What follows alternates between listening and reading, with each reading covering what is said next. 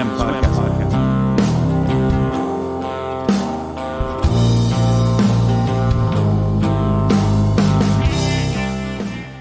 Right, how's it going? Welcome to Swim Podcast, episode number 15. I'm Daniel P. Carter, and my guest on Someone Who Isn't Me this week is Ben Weinman of the Dillinger Escape Plan, Giraffe Orchestra, and Partysmasher, Inc. I know previously that I said at the end of the last episode that it was going to be an interview that I did with Marilyn Manson a little while ago to celebrate the anniversary of Antichrist Superstar, but I feel like that window's kind of done now. The anniversary was about a month ago now. And also I was in Tokyo recently and I hung out with Manson and we started talking a little bit about his new album, which is coming out at the start of next year, called Satan. And as he's put like a video online now and it's the first taste of that new music, I feel like maybe looking back was probably not the way to go for the podcast, because I definitely want to do a podcast with him, but I'd rather do one about the new album so it's more up to date and current. And I know that a lot of people were excited about the Manson one. I apologise. Also, I'd said that I was going to run the interview that I did with Geordie in conjunction with that, and that seems kind of a pointless exercise as well if I'm going to redo another one. So hopefully I'll get to do an interview with Geordie at another point as well, because I saw him briefly in Tokyo.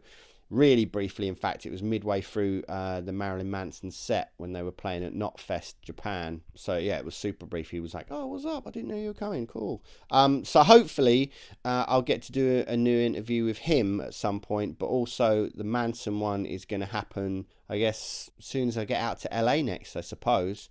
So anyway, that aside, don't cry, dear friends, because the one with Ben is wicked. We talk about the new Dillinger Escape Plan album, Dissociation, and more about the actual announcement that was made before the album came out, which was that this was going to be the band's last album and that they were going to break up. So I just sat down and we had a conversation about how he feels about that and what that might mean and how that affected the writing amongst the band, and also a little bit about Giraffe Orchestra, a little bit about Partysmasher, which is this multi sort of venture thing that he's doing, and also a little bit about his foray into the world of management, where he's managing an artist called Kimbra, who's awesome. So yeah, Swim Podcast, episode number 15, Ben Weinman. Check it out. We've said about doing this for a while, and every time we talk in another capacity, like if I talk to you from work, we'll speak for like 10 minutes about what is the thing, and then we talk for like however long anyway, talking about all the other shenanigans. So it feels weird to now try and do something that is in between those two things. You know what I'm saying? Totally. So we should use the album as the kickoff point. And then we can shoot off. You know, I haven't lived with it, and as you said before we started, it's not one of the. You're not that band where you can just go. Yeah. Totally. And that's something I find interesting, like, because the amount of times where I've said to you about like the kind of Mars Attacks bits, and I hope you don't think that I'm taking a piss, because do you know what I mean? Like, I find it weird, like hard to comprehend the balance between the kind of mathematical, sort of cerebral side of the music you make, and finding that balance to then balance it out with the visceral, emotional side of it. Yeah. And I think you do it every time. That's a good question. Yeah. I mean, that's, I feel like, what differentiates us, or I hope, from other technical bands is that. Yeah, but of course. But aside from the fact that you were there before those bands, I mean, that's always going to be a huge factor in that as well. But that's the other thing, is that it's not. Yeah, there's emotional weight to it, and striking that balance must be difficult. God, you know, it's not difficult, honestly. Okay. I think we start off from a point of like the ideas we're working on, or I'm working on, or I'm in the basement with our drummer jamming on, start from emotional part. You know, they start from energy and summoning some kind of old punk vibe or metal thing that really meant something to me when music was the soundtrack of my life when I was a young person, and going for a vibe or going for some kind of energy that I need, and then pushing it farther and farther and farther and farther and farther, And so it starts out from a feeling, and then as writers desensitized to it, we continue to write and write. So like we're often working on the first song we started working on at the same time that we're working on the last song that we end up doing for the album. So like these songs just continue to evolve and evolve and evolve. So some of the stuff that's like almost incomprehensibly complex rhythmically or whatever started out reasonably complex, and then because it became second nature to us and not really uncomfortable anymore, we kept pushing it throughout the writing cycle. But it always started from a place of we could see ourselves playing this live. It has emotion, it has energy. Well, it's interesting as well, because then it makes me think about if you're it's like anything, it's like making a painting, I guess. It's like, when do you know that you're done? When is it finished? Especially when you like on this record, like on all the records, but the way it jumps, because it's like I look at your band in the sense that it's like, and this might be overthinking it a bit, but it's like a musical equivalent of like Burroughs cut up in a way. Do you know what I'm saying? Because it feels like the things that would normally be so jarring, the way it will jump between actual moods and forms of music that would be like jarring in a way that would make it, that would just sound, I don't mean it sounds contrived like or it doesn't like, I don't mean it to sound like it's cobbled together. What I actually mean is like the way cut was done, that it actually became its own thing because it was so jarring. Right, you know what I'm the saying? combination of the jarring. Yeah, and it's so artful. Thank you. I mean, that was the goal of the band from the beginning. Yeah. We started the band. I had already been completely desensitized to metal and punk by the time I started Dillinger. Yeah. I'd listened to every single underground death metal album I could order online, or not online at times, through catalogs and things like that. I had listened to all the 3-chord punk stuff that was exciting after that because it had more energy, it was more visceral, or it had some kind of message. And then by the time Dillinger had started, nu metal had become the big thing, like Limp Bizkit and Korn and all that stuff. So there was music that was fairly heavy and some screaming and all that stuff in the mainstream already. And not only was I kind of desensitized by extremely fast double bass and blast beats, like that was not jarring anymore to me. Yeah. But I was only listening to still like very underground fusion and electronic music, IDM music, and Mahavishnu Orchestra and Thelonious Monk and stuff like that. So I had this background of metal and punk, which I liked the environment that it came from. I liked that it was what jazz was when jazz started. It was stuff your parents didn't like. It was confrontational. It was jarring. It was uncomfortable. It pushed limits. So I liked what metal and all that stuff came from, but I was listening to much different music than was going on. So Dillinger was a way for us to make the music that encompassed all those things that we loved. And instead of creating a band that had different styles that were put together, like some of the bands we had that were starting to do that kind of innovative stuff at the time, where it'd be like, here's a rap part, here's a metal part, here's a jazz part, here's a whatever. We wanted to take all our influences, put it into a blender, and make a new sound out of it. So we weren't going to be like, here's the Latin part. We're going to be like, no, let's play our version of a grindcore Latin rhythm. You know what I mean? Like, how are we going to make this Latin rhythm that we think is really interesting super pummeling? How are we going to do that? Yeah. How are we going to take these jazz chords and like scales and make them frickin' so punk? And in your face. Like, how are we going to do that? Like, that's what we wanted to do. Yeah, because they're the antithesis of each other, especially not ideologically, I guess. I mean, punk and a lot of jazz has a lot in common with each other, I think. Yeah. But yeah, sonically. Right. Like the whole idea of just anyone can pick up this and do this. And at the same time, you've got these guys that are so advanced in their playing that they're pushing out into the realms of stuff that it seems, on first listen, to a lot of people totally unmusical. Right. Which is, I guess, the point where they meet with a lot of punk stuff. Yeah.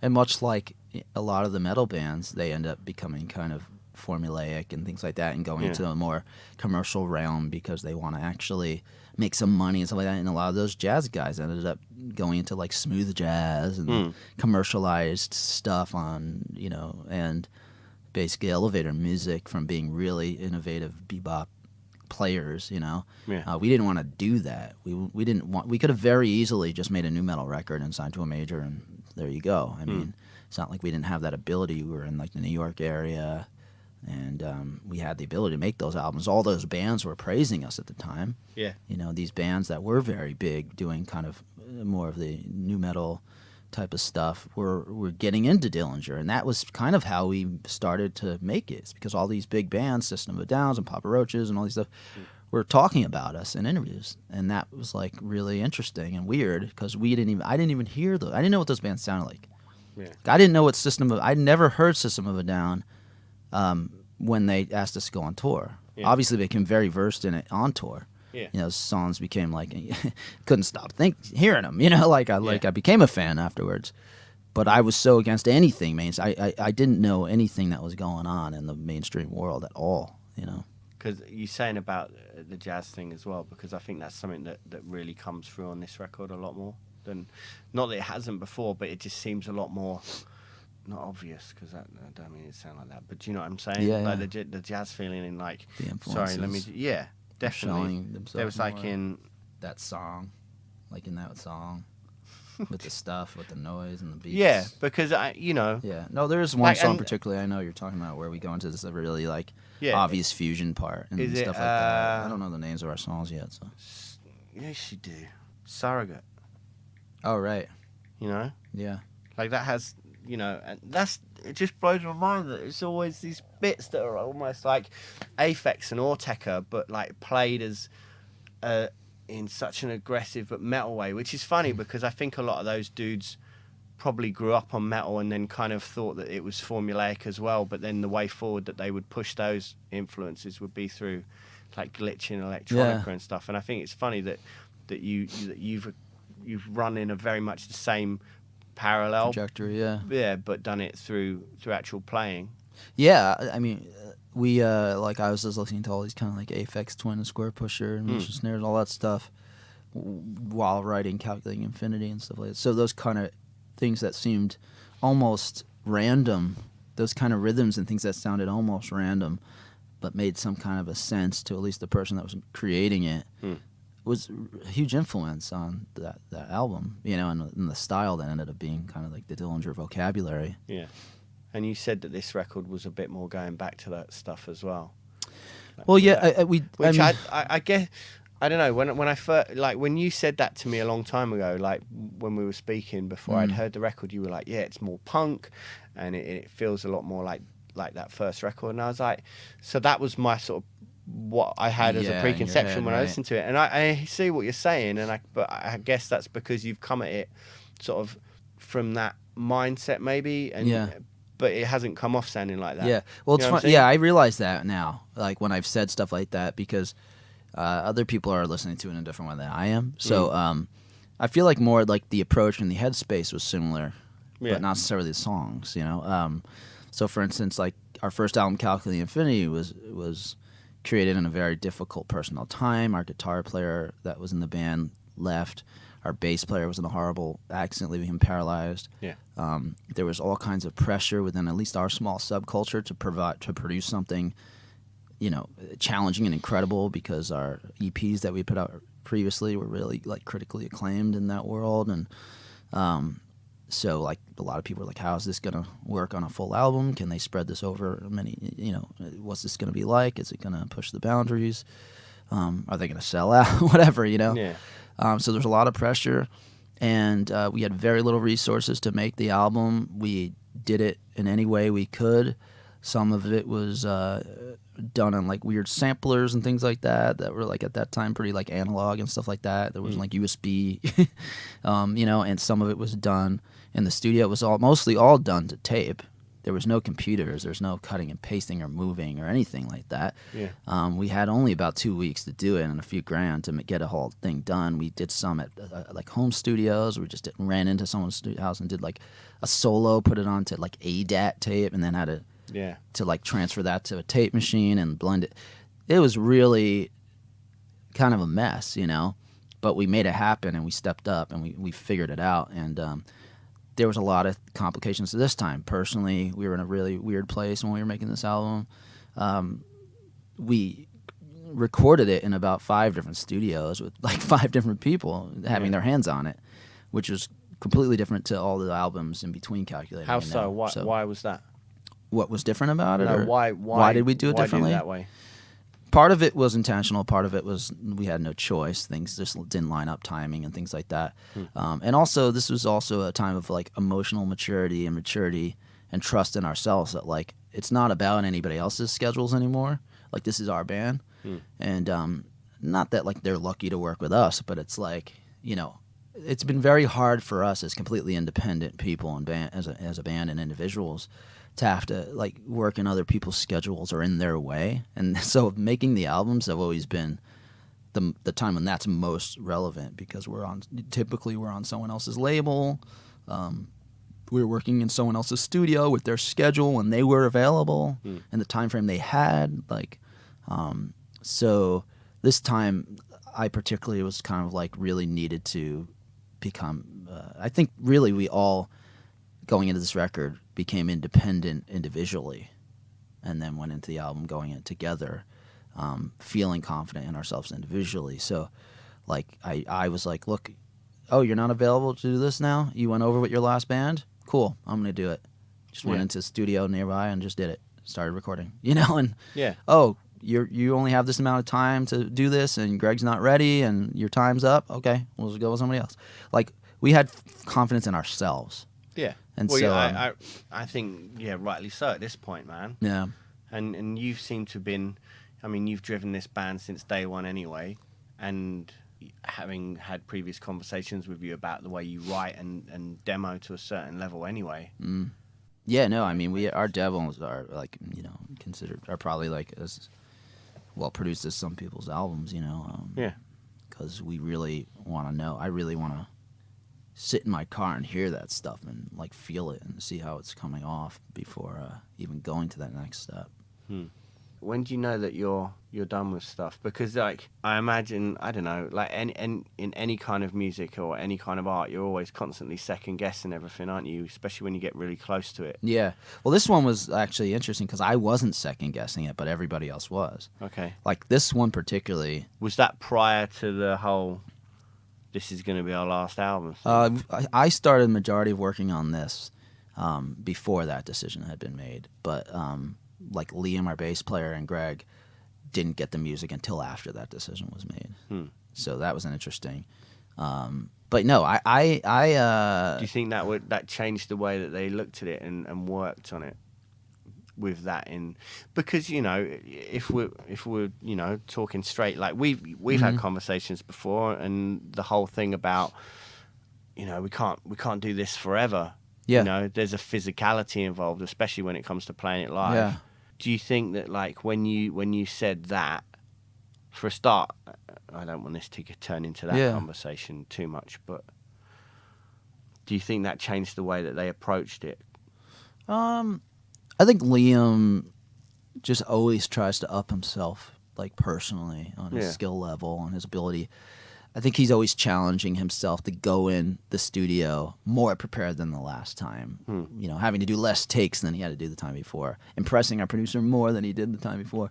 He's very like technique-wise, he's very conscious about working on technique and things like that, and being prepared. Every single time he's working on being prepared more and more and more, practicing to the songs, playing to the songs. You know, I go into it full just artistically. Like, I don't even care if I can play it. I just want to make sure it feels good. It feels right. Yeah. I'll figure that out later. And then Greg hears typically the album almost completely finished. Yeah. And then it has to react to it. Yeah, he's writing lyrics as a reaction to right, as a reaction to this stuff that's like pummeling, you know, in a lot of ways. So all those things play a factor. I don't know. I assume that the knowledge of this being kind of the last did affect his writing on it, you know. It must have. Had to have. Yeah, because it's overall, it's. I mean, not that everything was like, you know, a beautiful sunny day anyway. Yeah. But do you know what I mean? It's a really dark record. Yeah, lyrically it is, and sonically. So I guess, I mean, if you're reacting to something on a gut level, when somebody hands you a piece of music and goes, go and do your job on this bit now, like, it's going to be, of course, that's going to set the tone. You're not going to write in a certain manner if the music is dictating another vibe anyway. I think but the most interesting thing about our band is that I think all bands have the most difficult relationship issues ever. Yeah. Internally, externally. I mean, when you're an active, live, busy, working band that does it full time like us, and we've done it a really long time full time, you're basically in a scenario where your personal relationships and home life is in shambles. Like, it's impossible to set up a solid base at home. Yeah. You know, our relationships at home, our lives at home, even as simple as you come home to a stack of bills that are now 100 months late, and you probably have to show up in court for something you even don't understand. You know what I mean? Like, everything is just out of whack when you're a touring musician like we are. Yeah. And you don't have, like, business managers paying your bills and all the crap that, like, these massive major label artists have, where they're just pulled around by their dicks, you know, like, told what to do, and they come home and there's someone cooking for them. Like, we literally are regularly working musicians who don't come home every night after work, you know? And so we have this scenario where our home lives are never, like, nurtured in the way that to be healthy. And then here we are in a relationship with people who all have very different lives, and where every decision we make individually affects the other person so drastically. So it's a highly anxious scenario to be in. And I, for one, I mean, this is the kind of the climax of that, because I needed to be in a place where I knew I could live without this band, you know, to be healthy. Yeah. I needed to be able to say, it's okay if it doesn't exist. I'm more than just this band. And it's okay if somebody in the band doesn't want to do this, or does something else, or does something annoying, or doesn't, you know, get something done in the time we need. It doesn't matter. You know, it doesn't matter. My life exists. Life goes on. Yeah. So I had to be able to create a life outside of that to be able to feel that. So this album was both going into that with that idea that, like, all right, we're doing this because we want to do it. We know there's an end to it. We can play as many shows as we want, but, like, this is it. And it gives it meaning. It gives this whole thing meaning. Everything, the music, the shows, everything has meaning, because we know this isn't the same cycle over and over again, and over again, where we're just, like, struggling to deliver this art that we are really proud of in a really difficult personal scenario. So, and then on top of that, like, I think lyrically it's very interesting, and musically it's very interesting, because musically the music was started in a place where I felt very controlled by Greg's actions, because all I had was this band. Like, my personal life had fell apart completely. Yeah. And Greg has felt that way about me too. But then here I am telling Greg, I'm done. Go make a record. So he had to be very reactive to that, I'm assuming, because initially he didn't want it to be the case, you know? Yeah. And I was like, I just think this is the way to do it. This is the smart, powerful, bold way to do this. We got to do this right. We got to do it on our terms. We can't let someone else decide this for us. So I think, you know, I was creating music under this scenario where I felt kind of trapped by this band, which creates a certain kind of anxiety in the music in a certain situation. Yeah. He was writing lyrics feeling like someone just took away from him, you know, like all he had, really, you know, and he hadn't now learned to get into the same headspace that I was at. You know, he had no choice, and he has. I think he realizes, like, this is a really powerful way to go out. Yeah. But there was definitely some of that affecting the album.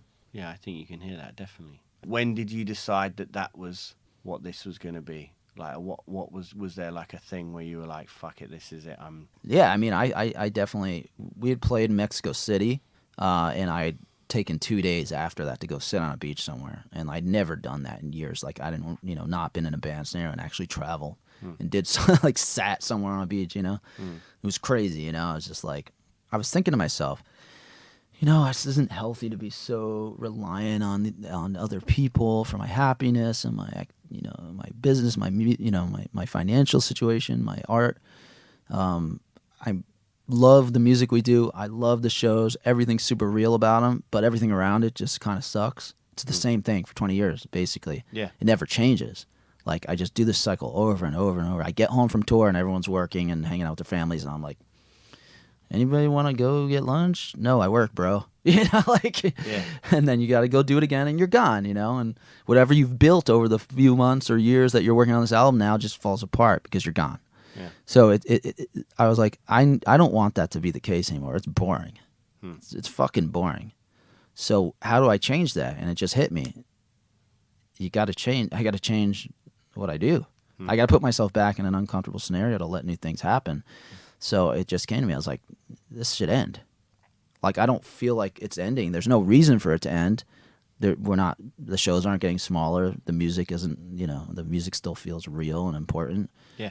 Everything, we perform at the highest level, at a super high level right now. So let's stop.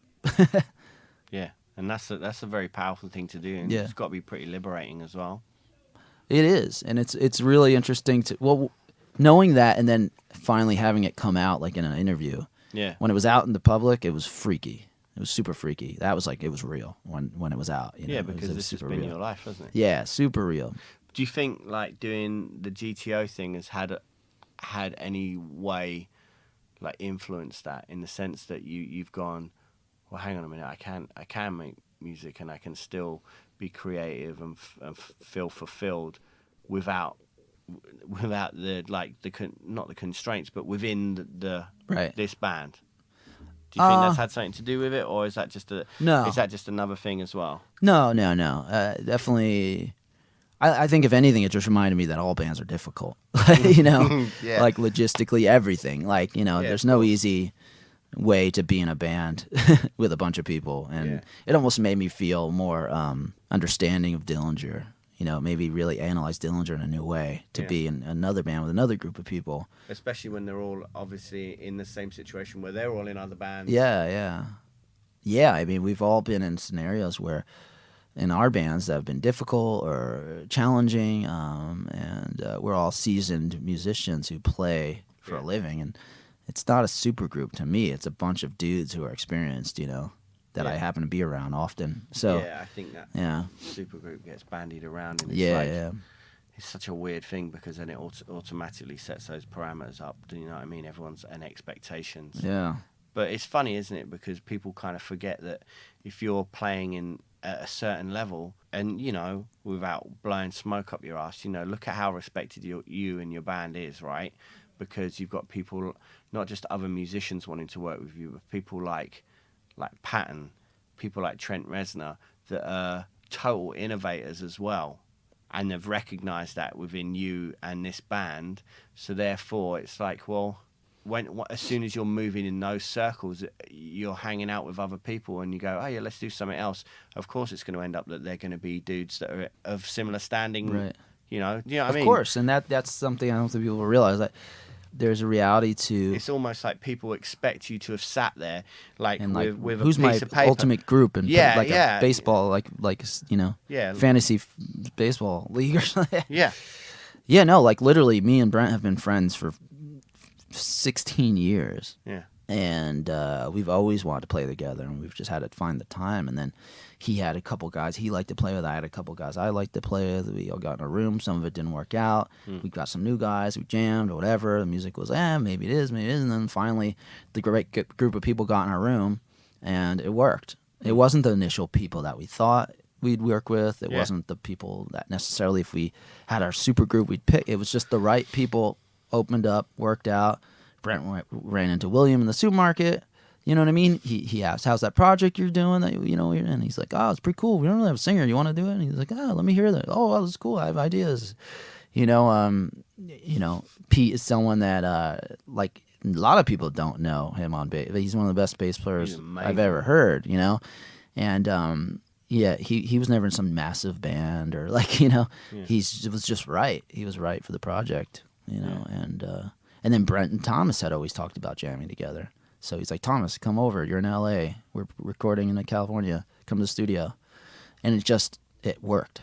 It happened, What do you see happening with that, as far as touring and stuff goes? Because you're doing the show at Reading and Leeds, which I'm stoked about. Yeah, that's really scary. Yeah. But It's fun. I'd like to keep doing it and making no music, and it's not like a replacement for Dillinger. It's not like No, of Dillinger's course not. ending, so that can become my band. No, I Like- get that. That's not what I was getting Yeah. at. But I just kind of look at it that, well, this is a great record. Doesn't have to just be one, does it? Yeah, no, I think we all were really happy with how it came out. Yeah. That it doesn't just sound like something you do in the time you have off. Yeah. We spent a lot of time on this and a long time on this album, and we didn't put it out. We have tons of songs. We didn't put it out till it felt like a real piece of work on its own. Yeah. And something that we felt was a sound that encompassed all of us and made sense. So, yeah, we should most definitely will probably be continuing to make music and we'll play some more shows and see where it leads us. Yeah, because I think that's the other thing is that it's like as soon as you kind of put a statement out there that a band that you've started and run and pushed forward, it's not saying that I'm retiring from music. Yeah. I might. You think? I might disappear. I might go disappear. Yeah, but that's not like you're not Yeah, gonna no. stop, you're not going to stop making music. No. are you? I'll be Of course making not. music in There's some shed somewhere. Yeah, but would you be as satisfied doing that? Do you think? Yeah. Would you? I don't know. That's the biggest mystery. I'm a Leo. I'm used to a certain amount of attention and like, extroversion and like, yeah. No, but I'm also someone who's very conscious of being humble and being grounded and centered. Yeah. Ego is a very interesting thing to me, Mm. and I dance with it frequently, and I'm aware of it and conscious of it and interested by it. And I think you're in a similar situation where you're somebody who has a certain amount of notoriety and like visibility with people, but you're also a real artist who cares about making art, and you're interested in real art, and you're interested in when you make something. I know you. When you make something, you're stoked when you just make it and look at it, not by necessarily what someone thinks of it. Yeah. You know what I mean? You're like, Yeah. However, your money, your existence, everything relies on people digging what you do to some degree. Yeah. So it's data, it's information. So you need people to kind of like, oh, Daniel Carter, bow bow, in order for you to keep really doing this in a way. Yeah. So, it's a tough Yeah, scenario. And And one thing that real artists have that non-real artists have is the understanding that it's a high responsibility to create something for the right reasons, yeah. because you're a parent to what you're putting out there. And if you don't do it for the right reasons, it's going to be an asshole. You know what I mean? And Yeah. it's not going to be good. It's not going to do any good for the world if you don't raise it right and you don't do it for the right reasons. Yeah. So if you're not doing it out of love, it's just going to be a mess. It's not going to be right. Yeah. You know what I mean? Whatever. Yeah. It's for the wrong reasons. It's out there for the wrong reasons. And so, and that's will always overpower ego. Like, the thing you love being more important than even yourself. Yeah. And and only people who know that will ever understand what it's like to like kind of have something more important than your ego. You know what I mean? Because Yeah. it's not a thing about like, it's not like an insult to people. It's like everyone has ego. You Yeah. can't get rid of it. It doesn't go away. Even if you're a kind person, you do charity, all those things, your ego's still there. You're still Yeah. facing it, and whether it takes charge of you or not, that's another story, but it's there. And I'm sure you know what it's like to see your kid walk towards the street near a car, and without thinking, without even breathing, you jump and grab him, and if you got hit, you got hit, right? Yeah. That's the only time you lose your ego, ever. Yeah. And a lot of people don't know what that's like. So Yeah. I like to try to know what that's like with my art and with my loved ones and things like that. And so will I continue to want to have that feeling? Yeah. Do I need it to be in front of people? Do I need to be in front of a crowd? Do I need critics? Do I need people on a message board talking about me? I will admit it will be hard to just be Ben and not Ben Dillinger. And I don't know how hard that'll be, but I'm going to find out. We've spoken enough that I know how smart you are on a business level, and how you have all these ideas for things outside of the band as well. So that's a whole world of opportunity where you'll be able to focus effort and direct towards that, I think, which will be a beautiful thing. But then also, like I said, you've got people like, you've worked with Mike Patton, you've worked with Trent Reznor. Wow. Hung out with these people at the very least. I got some ideas about your new album. Yeah, I think you're in a great position because you've established yourself I think all of you have. I don't mean this No, to of just, course. I Yeah, mean, no, you know, this yeah, is we've me all- just speaking to you, but I mean, you know, as a group of people, you've all Well, that's done that. also part of why I think it's a good idea to close the door right now, because we, I think, are in a respected position, and I think it's a respectable thing to do. So, Yeah. Yeah, better to go out being that band where everyone's like, fuck yeah, than... right. Absolutely. Yeah. Absolutely. Yeah, I think it's pretty heroic, actually. Thank you, sir. To I agree. Honestly, yeah, it's not easy. It's not an yeah, easy it's thing not to do. at all, but also... I don't know about heroic, but it's I think it is it's to a bold a degree. move. Yeah, you know, it is. it's a because brave. if It's brave. I'll anybody say that that's because prepared it's to like take something that they've known yeah. and not taking it for granted, but this is, you know, this is what I'm known for. This is what I do. This is how I pay my bills or attempt Yeah. to pay my bills, Yeah. regardless. You know, I Sure. don't know the situation, but you know what I mean. Yeah. To then go, okay, well, Boom. Goodbye. yeah, Yeah, it's very difficult. It's freaky. Completely free. Like I say, I keep saying to people, like 99% of the people in my phone book know me from Dillinger. Yeah. Like, well, of so course, you because know, that's I mean that's how you traveled the world, right. So I'm at the point now where my identity is heavily entwined with Dillinger Escape Plan. So to remove that is very, very I think interesting that's scenario. yeah, but I think that's also from a perspective of like people that don't know you will be like, oh, Ben from Dillinger, whereas I think everyone that is a friend, you know, I don't go, I'm gonna call Ben from Dillinger, you know what I mean? Right. Yeah. Right? Well, hopefully, yeah. Well, I guess we'll see who's. I'm out of Yeah, it. we'll find out. Yeah. Yeah. Well, it's interesting, man. Cool.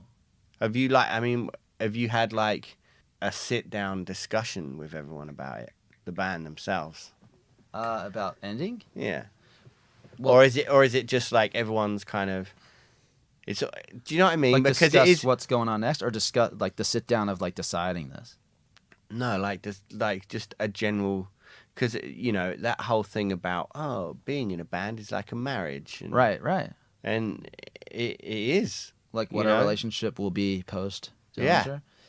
No, I mean, I think there's two interesting things about this. This may be the only opportunity for us to truly be real friends because, like, we have no agenda with each other. There's no agenda. Like, we can truly just be interested in each other's lives without thinking, like, how's this thing this person is doing or isn't doing going to affect my livelihood, you know? Yeah. And so that's a really cool idea, the fact that How much of that has existed in the past then? it's unavoidable. You Yeah, know? of course. It's but, unavoidable. So, like I said, when your whole existence relies on this thing that 4 or 5 people control by their actions or decisions, it's really scary. yeah. And so that will be gone. The whole scenario. But then ultimately, also, we may never talk again. There will be no reason. Yeah. So It's funny, we'll isn't see. it? Because like we'll see. Yeah, because having been in a situation where I played in a band for, for a long time, not as long as you have, but yeah, and then I always thought like, I'm so close to these guys, and I'm in constant close proximity, and touring is such an insular little world where you're just in each other's company all the time. Yeah, there are times where everybody drives each other crazy, but I was like, well, I'm always going to be friends with these guys. Yeah. But when that band finished, 2 of the dudes like moved super close to where I live as well. You end up seeing each other a lot. No, Oh, you don't. no. Yeah. You know, it's weird. Like I weird. moved outside of London to kind of get away from it all. Yeah. Right. Yeah. And then a couple of the dudes moved there as well, and to the point where I can like walk around their houses And you in never 10 see each minutes. other. Never see each other. That's crazy. Rarely Isn't speak. that funny how that happens? Yeah, but it doesn't. It's not like. Intentional. Yeah, and there's Yeah. not hard feelings, and Right. it's like, as soon as any of us meet up again, it's like no time's Yeah, passed. it's like life happens. Yeah. Mm. Yeah, who knows? We all live in different states. Yeah. So, I mean, our guitar player, Kevin, and myself are like best friends, and we do Partysmasher studio together, and we live close to each other, and Yeah. our girlfriends are friends, and so I'm sure that will, continue. But he's not a long-time member of the band. He's kind of just on for this cycle. Yeah, So this is all new for him, and I'm just glad to be able to go through it with one of my best friends right now. yeah, So, it's a little different than the other guys who we've been through so much together and live in completely different places and have different lifestyles. So, yeah. and you are so very different as well, and I think that's one of the reasons that it works within this band, definitely. Yeah. But like, what are you looking forward to cracking on with, aside from actually having a personal life, like on a creative level? Because, you know, obviously Partysmashers is this multi-platform thing, which, you know, if people don't know about it, it's, you know, it's a label, it's a website, it's beyond that, you know, you want it to be this network of creative people that stretches across the world, and it, so that rather than just being affiliated with it, people are working together on projects. Absolutely. Which I think is incredible. So what's going to happen with that? Well, that's one of the reasons that I feel like this needs to have an ending point, because I've never been able to fully nurture all these other things that I feel passionate about because I leave, you know. So while I can do some from the road and I can talk about it and I do some of it, I really want to be able to put the same energy that I've put into Dillinger into some other things. So that's a big part of this as well. Yeah. Do you think it'll be? No, it will be gratifying, obviously, but in a different way. But how do you see it? Well, for one thing, honestly, I've grown so much since One of Us is the Killer, that album, to now. Yeah. A whole new level of emotional intelligence, whole new level of like self-realization, and basically since I've done that and worked on myself and all this stuff, I've been able to achieve everything I ever set my mind to, and it's really exciting. You know, I wanted to do the label thing. You know, I was working on it forever, trying to find the right partners. Knocked it out, got it done. Very happy with it, going very well. You know. Yeah, because a lot of people, when hearing you talk about that, will probably think that you just meant within regards of like releasing records for yourself, but it's not that. No. Because you're looking at it, you know, you want to, in a very old-fashioned way, actually put out great art and help people that need that help. Sure. And the idea was to be able to have resources to do albums that are meaningful and that will bring attention to the rest of the roster. So it's not just being able to put out a 7-inch of a friend, it's being able to put out a 7-inch of a friend, put out my own music, maybe put out a band that's much bigger that, you know, doesn't like their scenario where they're at and wants more independence and wants to be part of a culture. So I'll need the resources to do that as well. So I really spent a lot of time, many years even, to find the right partners and people that can help support this idea. So we feel very happy. And Cooking Vinyl is the company that stepped up to help me do it in the way that I want to do it. They're like one of the biggest independent labels in the world, and they didn't have much of a presence in the U.S., so me and my projects for Partysmasher became kind of the first real things that we worked on together, and in the United States as like a real, you know, launching point for the United States and what they were doing. So yeah, it's exciting. It's real exciting. And so yeah, that's a big part of it. The media stuff, I'm doing some management and stuff like that. That's really starting to take up a lot of my time. So.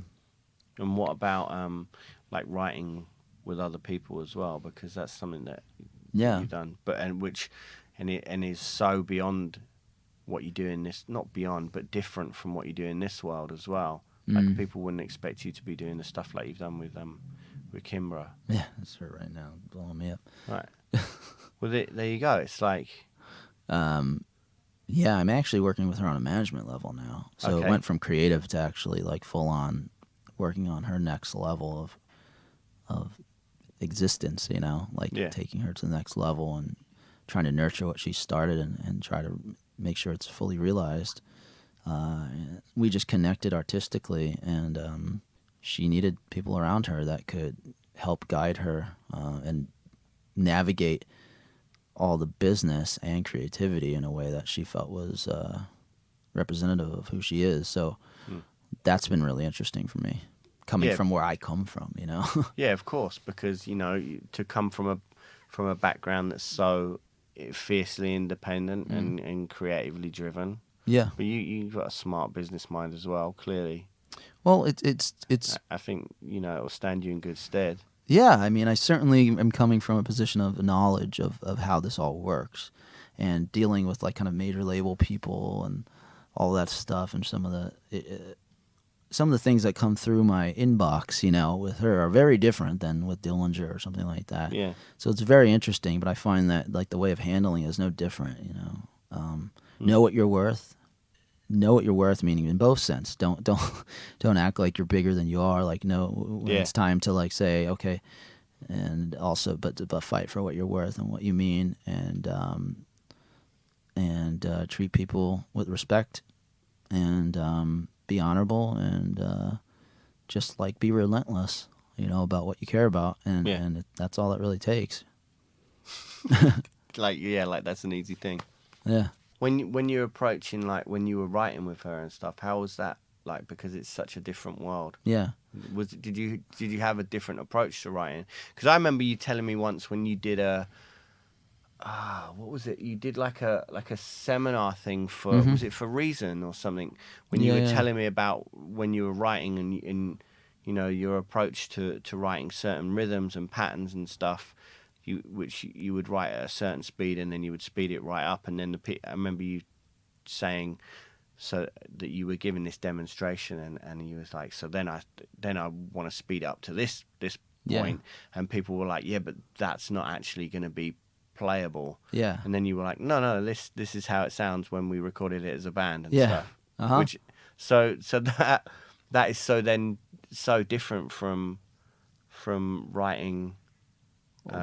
In a pop sense, right? But in a pop sense, that often sounds like it could give the implication that it would be cheap, and I don't mean that. Yeah. Well, look, I mean, the thing that's difficult about doing pop music or more marketable music or music that's not as extreme than people are used to hearing me do, is to do it in a way that's providing something different, but still like palatable. That's a challenge, Yeah. That's a challenge to say, this doesn't have to be as dense as some music I do normally, or it doesn't have to be, vocals are more important, hooks are more important, but how do you make something that sounds like it has your touch to it, but still appeal to that kind of an audience? And that's not easy, and that's something that she's been very good at, and even that Gautier track that people know her for, that like Somebody I Used to Know, whatever, that was a very untraditional single. Yeah. It's, it sounded stingish and stuff like that, but it didn't have the same amount of choruses a normal song on the radio has. The chorus didn't come in at the time. A chorus usually comes in. It didn't have a beat that was really tappable with your foot. It was very untraditional for a single, and it was one of the biggest songs in the last 5 years ever. Yeah. Do you think so? That even that in itself shows that there's room in this time period for that kind of creativity. And that last Beyonce record, I think, was a really creative album, and she opened a lot of doors for people like Kimber, I think, to say, some of those beats and things like that are very untraditional and cool and sloppy and saucy and greasy and like soulful and of course. And I think that I think that level of artistry is coming through now when you've got people that are really forging ahead, like you said, I mean, look at the last Kendrick album. Exactly. Like, what an incredible piece of work, where it's just like so dense, so musical. Yeah, the musicianship, the people he had on that album, the bands, that Kendrick Lamar record opened up some doors for sure, and amazing. Yeah, and Kimber's worked with a lot of those guys that he's worked with on those albums, and she's worked with Bilal, that R&B singer that people know a lot, and she works with the Roots constantly, and she's going out to Minneapolis to do this whole Prince thing with the Revolution. Wow! So she's singing songs with the Revolution, Prince songs at the club where they filmed Purple Rain. Wow! So she's in a circle that's certainly it's an interesting place where she's at, and it's really up my wheelhouse for sure, because it's credible, but it also opens up new doors. Yeah. And how are you finding moving in that world? It's difficult in one respect, because my job is to kind of like just answer email and deal with every, like I'm used to being completely meticulous about my music and being like every detail. Now I'm with somebody who's so meticulous about everything they do, and I have to be the guy who says sometimes, stop being meticulous. We got to get this going. We got to move forward with this. You know, like, you're going too far. You can't change that. This is not how it works. It's got to go, and we got to make Warner happy. If they don't support it, we have no album. So it's this interesting balance for me. All right, cool. I think. I just see a breast in a window. So. All right, I think that may well be Okay. us wrapping it up. Yeah. All right, man. Thank you for Thank that. you. I think that was a lot.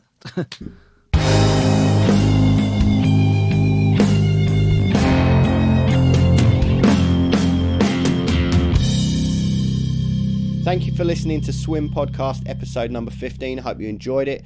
At times, these can sometimes feel a little bit like therapy, which I think is one of the reasons I enjoy doing them. I hope you enjoyed it too. Remember to subscribe. Remember also that you could leave us a 5-star review and a nice little message on iTunes, and that would be awesome and much appreciated. Next episode is going to be with Ross Robinson, which I did when I was in Los Angeles recently. Those of you that aren't aware, Ross is a record producer who's made some truly incredible records that have helped define the genre of heavy music. So it's a really good one actually, and you'll hear next episode.